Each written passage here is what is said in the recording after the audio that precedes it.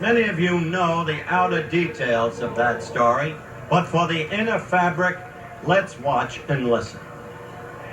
That empty stall along the rear wall of the Houston locker room serves as a vigilant and inspirational reminder to Astro players of the absence of J. Rodney Richard, the man who has been the cornerstone of the team's pitching staff for the past 7 years. His reputation was based upon his strikeout prowess. With that Ewell Blackwell-like whiplash delivery, he would overpower any batter in baseball. Superstardom came to him in the early season this year, and so much so that he was named the National League starting pitcher in the All-Star game. But after the game, he visited the noted baseball orthopedist, Dr. Frank Jobe. Why? Nagging physical ailments had plagued him all season long. Muscle fatigue it was, Dr. Jobe said. Yet JR came back to Houston, reported to friends, teammates, and the press that a 30-day rest was prescribed. The fuel for controversy was ignited. I think what people have forgotten on this is that it was not just the media that questioned JR. It was the players, the front office, his coaches, even some of his friends questioned JR. The media can reflect only what it's given and the information provided and the explanations given by JR himself. And they were conflicting and they were disjointed. JR's handling of the situation was also unsettling to his teammates. Had his reasons for doing what he did. I'm sure that not everybody agrees with the way he handled it, but then again, who are we to want to be so personal about his life? And there were certain conflicting things that JR said, and I think that's where there might have been the misunderstanding and maybe the mistake on JR's part.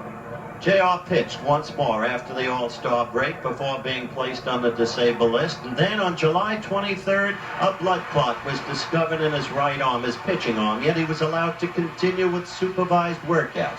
Even moderate exercise proved too much. On July 30th, in an empty Astrodome while working out with a friend, he collapsed of a stroke. Finally, the doubters had their answer. It took a catastrophe to solve the mystery. Emergency surgery performed. Then, the obvious question, could the stroke have been predicted? It was addressed to the performing surgeon, Dr. Charles McCullum.